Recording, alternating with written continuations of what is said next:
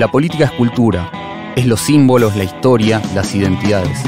La política son las relaciones de fuerza, las disputas, las alianzas, el poder, la negociación, el diálogo y el conflicto. La política es lo material y es lo ideológico. La política es la pelea por conquistar el sentido común, lo que la gente cree que es razonable sin razonarlo. La política no es la guerra, la política es la batalla cultural. Bienvenidas y bienvenidos a Batalla Cultural, el podcast de Anfibia sobre política.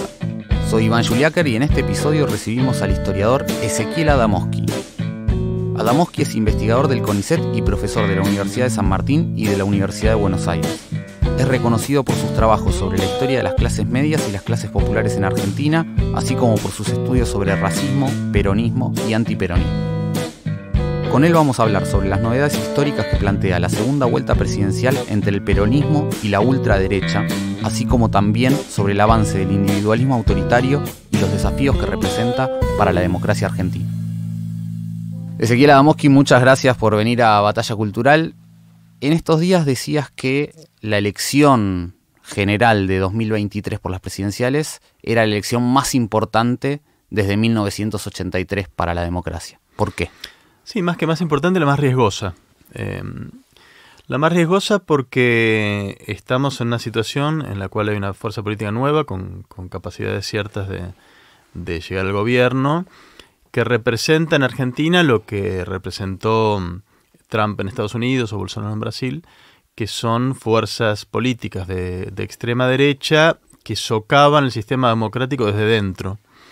Y eso es una novedad, porque hasta ahora teníamos amenazas a la democracia, que en Argentina conocemos muy bien, pero que eran amenazas más bien exteriores. Contra esas amenazas tenemos como sociedad una serie de anticuerpos, sabemos cómo enfrentarlas, las hemos vivido. Esto es nuevo, y en ese sentido presenta riesgos en el corto, mediano y largo plazo que son inéditos, ¿no? Entonces, en ese sentido me parecía que era la elección más riesgosa, porque podía colocar a una persona decididamente antidemocrática al frente del Estado con resultados imprevisibles, ¿no? No solo en lo económico, que es lo más evidente, la posibilidad de un descalabro completo, sino también en lo cultural y en lo estrictamente político. ¿Y cuáles son esos desafíos que pensás plantearía a mediano o largo plazo que recién nombrabas? Yo creo que digamos, para verlo en los distintos órdenes, en lo económico, bueno, es evidente que un gobierno de extrema derecha significaría un retroceso enorme en todo lo que tiene que ver con los derechos más elementales de los trabajadores, con la relación entre capital y trabajo en general, con el reparto del ingreso. También en el caso de las propuestas de Milei, una eventual pérdida de moneda propia, con todo lo que ello significa para las posibilidades de tener políticas económicas propias en el futuro. Y luego me parece que hay riesgos en lo político. A mí me preocupa mucho los niveles de violencia por abajo que esto puede generar, alimentados además por un eventual gobierno de Milei que, si uno tiene que pensar en qué grupo social o en qué corporación tiene más apoyo, incluso más que en el de las corporaciones económicas, es en el terreno militar, ¿no? Cuando uno ve los votos en Campo de Mayo o en Antártida, está claro que es el electorado que más votos capta, con lo cual, digamos, tendría tanto una apoyo, por lo menos aquí esencia, de las fuerzas de seguridad y la posibilidad de animar violencias por abajo, ¿no? Eso me parece bastante preocupante en términos de lo que puede desembocar esto políticamente, ¿no? Pensando en que no son solo lucubraciones o fantasías, ¿no? Hubo un intento de golpe de Estado con todas las letras en Brasil de Bolsonaro, y algo, bueno, que puede ser discutible, pero que es parecido a eso, que es la toma del Capitolio en Estados Unidos, ¿no? Con lo cual es bastante preocupante el escenario. Ezequiel, vos has estudiado, distintas cuestiones de la historia argentina. ¿hasta qué punto es una novedad la irrupción de esta extrema derecha? ¿Hasta qué punto no? ¿Con qué tradiciones se articula? ¿Qué es lo que ves ahí? A mí me parece que es una novedad muy grande en términos de la tradición política argentina. Yo lo veo, y quiero ser claro en esto, veo el surgimiento de la fuerza de Milei en continuidad con lo que fue el surgimiento del macrismo, ¿no? No me parece que es una discontinuidad en ese sentido, sino al contrario, creo que todos los procesos políticos y culturales que estamos viendo de radicalización de la derecha, de microfascismo, de enfrentamiento de unos contra otros por debajo, en verdad arrancan con Macri y Milei es una vuelta de tuerca sobre eso. Ese combo conjunto, macrismo y su continuidad en la propuesta de Milei, me parece sí que es un parteaguas enorme en la historia política argentina, ¿no? Cuando fue la victoria de Macri, ahí ya estaba claro que eso era una novedad en el sentido de que era la primera vez que una fuerza política proempresarial que se presenta con todas las letras como tal, llega al gobierno y retiene, después de una experiencia de gobierno pésima, retiene sin embargo un 40% del voto. Si uno ve el ciclo que se abrió desde 2000 o 2001 en adelante, fue un ciclo de abrumadora hegemonía de fuerzas progresistas, ¿no? Cuando uno ve quién se presentó en las elecciones de 2007, 2011 y qué resultados tuvo, prácticamente 80 y pico o incluso casi cerca de 90% de los votos iban para fuerzas que al menos de la boca para afuera se presentaban como fuerzas progresistas, ¿no? Incluso Macri había ganado en 2015 fingiendo un progresismo que por supuesto no tenía, pero se sintió obligado a presentarse como una fuerza progresista para captar ese voto. Esa hegemonía abrumadora del progresismo claramente terminó, ¿no? Y eso es un escenario bastante novedoso en la historia argentina. Lo que quiera que uno pueda decirle al electorado argentino, no había votado en términos relevantes hasta ahora fuerzas de derecha, ¿no? Ahora sí, la novedad además con el caso de Milei es que es una derecha que está arrastrando un voto popular muy importante, no pequeño. Ya el macrismo había arrastrado parte del voto popular, en el caso de Milei es todavía más marcado, con lo cual eso sí significa un cambio bastante notable en la política argentina. Ezequiel, vos habías estudiado particularmente las clases populares entre algunos de tus temas de estudio. ¿Había habido una experiencia así, similar, de sectores populares votando fuerzas de derecha extrema o apoyándola también, teniendo en cuenta la historia de dictaduras largas en Argentina? No, es que en verdad no habíamos tenido fuerzas de extrema derecha ideológicas como tales, ¿no? Uno podría decir, bueno, que el peronismo incluyó en su interior figuras de extrema derecha, lo cual por supuesto es cierto, pero no era una fuerza que representara una opción de extrema derecha en el país, ¿no? Es decir, no habíamos tenido fuerza de extrema derecha. Hasta hace muy pocos años las fuerzas de extrema derecha eran ultra marginales, ¿no? Eran Biondini, ¿no? Alguna figura con muy pocos votos, totalmente marginal. Esto es nuevo, así que no habíamos tenido una agrupación ideológicamente de derecha y abiertamente como tal que obtuviera una cantidad relevante de votos, ni que hablar la cantidad enorme que está obteniendo Milei, ¿no? Parte de esos votos uno podría decir que no son ideológicamente derecha, hay mucha bronca, por supuesto, mucha decepción con los resultados, sobre todo de este último gobierno, pero sin dudas me parece a mí que hay un núcleo de ese voto que es un voto ideológico, ¿no? Y que es un voto ideológico que está bien representado también en clases populares, ¿no? Eso es una novedad bastante llamativa. Y sobre las clases medias, ¿qué ves en relación con este momento? Digamos, ¿hay algo también de ese giro ideológico general también a posiciones más conservadoras? Digo, también como estudioso especial de las clases medias, ¿cómo lo pensás eso? Yo la verdad que hace tiempo que insisto en que los sectores medios no actúan como un sujeto político, es decir, no tienen una orientación definida, ¿no? Que están muy partidas ideológicamente. Hay una suerte de estereotipo que comparte tanto la derecha como el peronismo, en el sentido de que las clases medias serían antiperonistas o antikirchneristas. Yo no veo eso, ni me parece que sea lo que están mostrando las encuestas o los resultados electorales. Están muy partidos, hay buena porción de los sectores medios que están votando al peronismo en cualquiera de sus variantes, otros a la derecha, incluso hay parte del voto que va a la izquierda. No lo veo como un bloque que se esté orientando a la derecha, y ahora estamos viendo esa misma fragmentación, me parece, en el terreno de sectores populares, ¿no? Donde ahora también hay, quizás una mayoría que todavía retiene el peronismo, quizás una buena porción que está captando esta derecha más autoritaria, y la izquierda que ha hecho pie en varias partes del país con una cantidad de votos que es minoritaria, pero de todos modos relevante, ¿no? En esta novedad de esta extrema derecha que se presenta a elecciones, que juega con algunas de las reglas de la democracia, hay una politización o una expresión pública también de algo que durante mucho tiempo en el siglo XX se expresaba sin necesidad de ir a votar, digamos, en dictaduras, golpes de Estado. Hubo muchas dictaduras que no tenían ningún tipo de apoyo popular. ¿Cómo pensás ese vínculo y esa novedad que aparece ahora?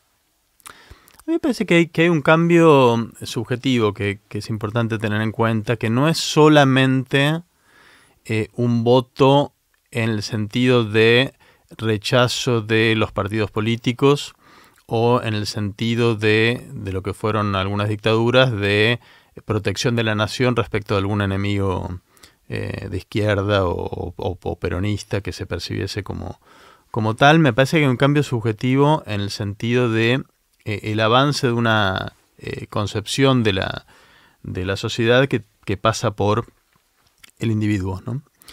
En ese sentido me parece que es una novedad importante. No es solamente autoritarismo, que eso lo conocemos bien, es un autoritarismo anclado en una subjetividad de exacerbación del individualismo más extremo, y que tiene predicamento ahora en sectores populares para los cuales el Estado dejó de tener una presencia tan evidente, y los derechos sociales pasaron a ser una especie de recuerdo del pasado, con el mejor de los casos, ¿no? A veces ni siquiera hay ese recuerdo, porque hay toda una generación que ni siquiera conoció el acceso a un trabajo digno, un trabajo registrado, vacaciones y aguinaldo y demás, ¿no? Me parece que esa subjetividad instala un escenario político bastante complicado para cualquier fuerza que esté pensando algún proyecto de país, ¿no? Algún proyecto de comunidad, ¿no? Si algo aparece tanto en el macrismo como en el partido de Milei, es la ausencia completa de cualquier referencia a la comunidad nacional, ¿no? Es una especie de fantasía en la cual los individuos están conectados con un mercado que ya no está anclado en ninguna comunidad en particular, ¿no? Es un mercado, digamos, percibido como algo global, en la cual, o frente al cual, cualquier sentido de comunidad, como quiera que uno la piense, ¿no? No necesariamente tiene que ser progresista, pero cualquier sentido de comunidad aparece como un estorbo, un obstáculo, algo que más bien sería bueno correr del medio, ¿no? En ese escenario, pensar la política anclada en algún sentido de comunidad, como quiera que uno lo define, se vuelve bastante difícil, ¿no? Es realmente un desafío imaginar cómo puede ser la política, una política que pueda enamorar a sectores populares en adelante en este escenario. ¿Y ahí cómo pensás la convivencia con esas fuerzas en un marco democrático donde siempre hay alguna idea de comunidad, más allá de que estas fuerzas ganen o les vaya muy bien y tengan mucha representación pública, queden por lo menos segundos en un balotaje? ¿Cómo lo pensás? Es que no sé si la imagen de una convivencia es una imagen que vaya a describir no solo la Argentina, sino el mundo en adelante, ¿no? Yo tengo una visión bastante pesimista, no solo de Argentina, sino de la política en general.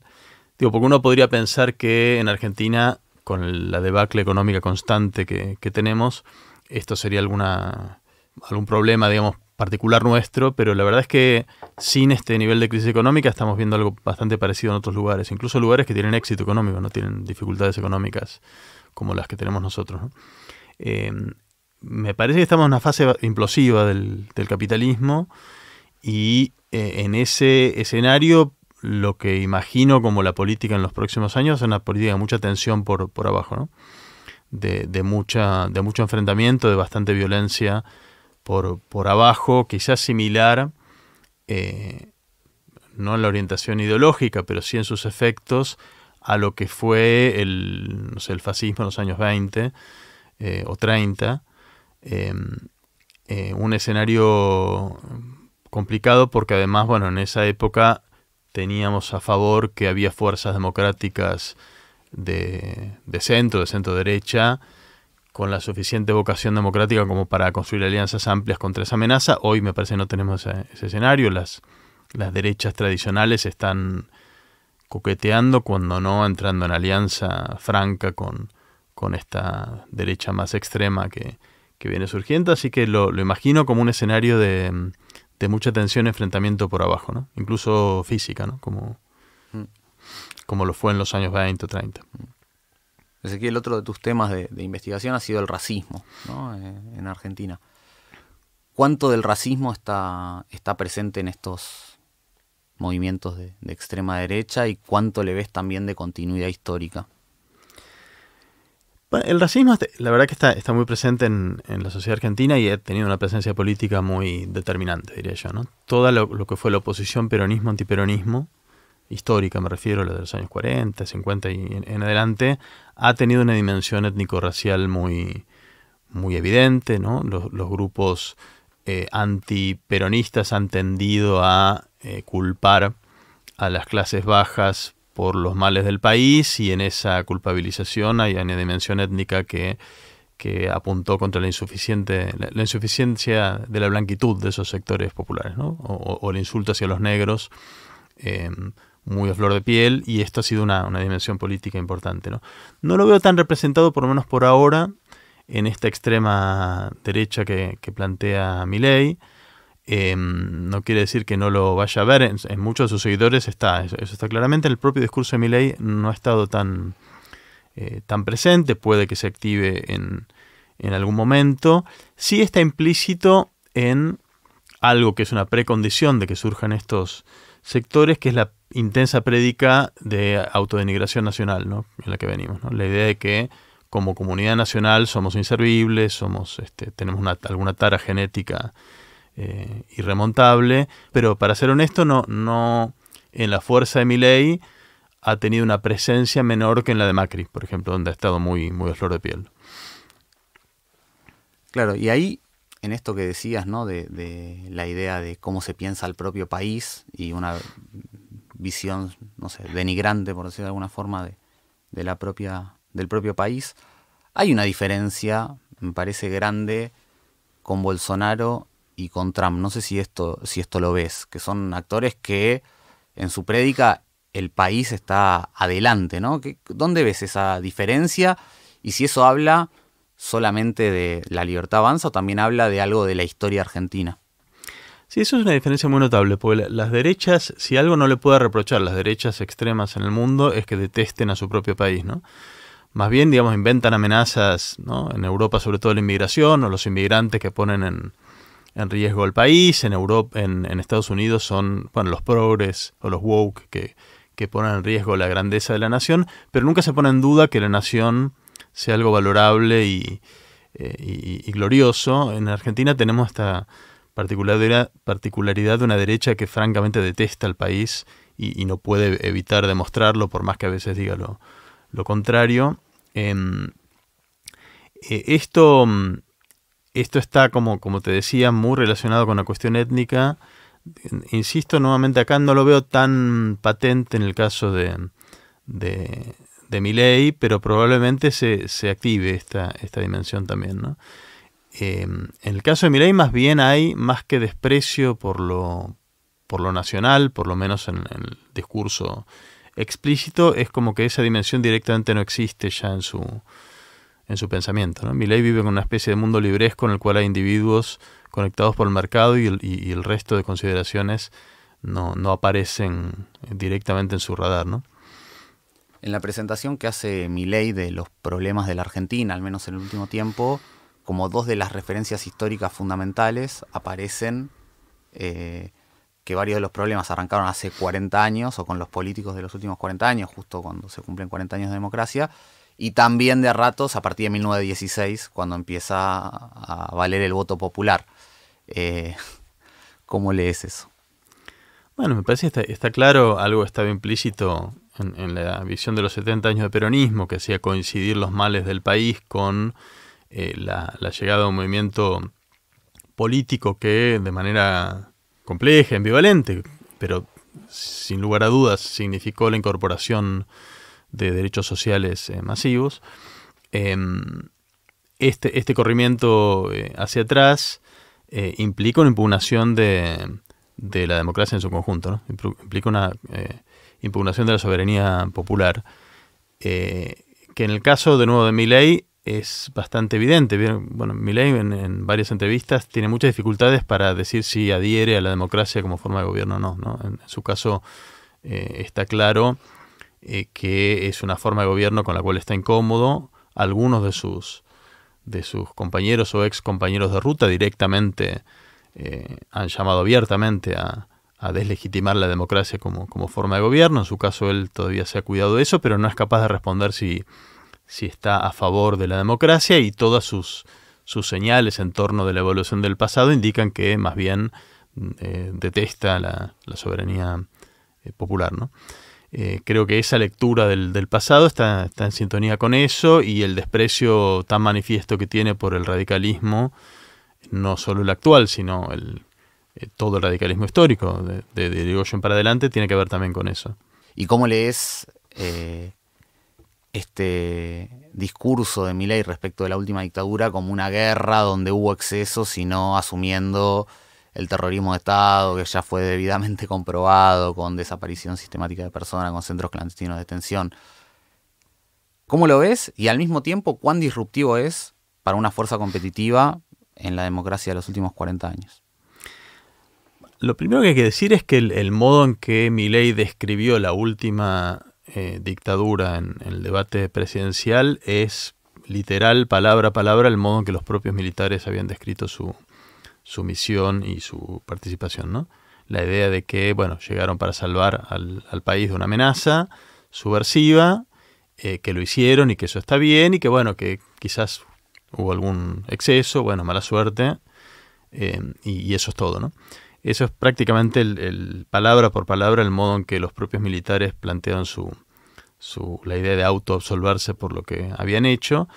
Me parece que es una visión decididamente antidemocrática, ¿no? Está claro. Es una visión que se abrió camino en parte de la sociedad en buena medida porque hubo una fuerza política que rompió el pacto democrático de condena de la dictadura, que fue el macrismo, ¿no? El macrismo, esto que sucede hoy, la posibilidad de que un candidato esté cerca de ganar, reivindicando la última dictadura militar, bueno, tiene que ver con una prédica de desprestigio del movimiento de derechos humanos, de discusión banal sobre la cantidad de desaparecidos, esta idea de memoria completa que los propios intelectuales macristas le dieron legitimidad en esos años, ¿no? Esto viene directamente de allí, ¿no? Por eso, digo, me interesa mucho volver a plantear que hay una conexión muy estrecha en términos de políticos, una continuidad muy evidente entre macrismo y Milei, ¿no? Ezequiel, para cerrar, siempre le pedimos a nuestros entrevistados que nos traigan alguna frase que les sirva para pensar la política. ¿Trajiste alguna frase? Yo traje, como me avisaste a último momento, no tuve mucho tiempo para pensar, entonces te voy a dar la primera que me vino a la mente, y probablemente vaya a ser la primera vez que cite una frase de Perón en una entrevista. Pero la primera que me vino a la mente, es una frase que Perón dijo cuando decía, hablaba del éxito de su movimiento, y dice, bueno, no es que nosotros seamos tan buenos, sino que los otros son peores, ¿no? Y me parece que lo que estamos viendo otra vez acá es lo que en alguno de mis trabajos describí como una especie de sistema político en sí mismo que arman peronismo y antiperonismo, ¿no?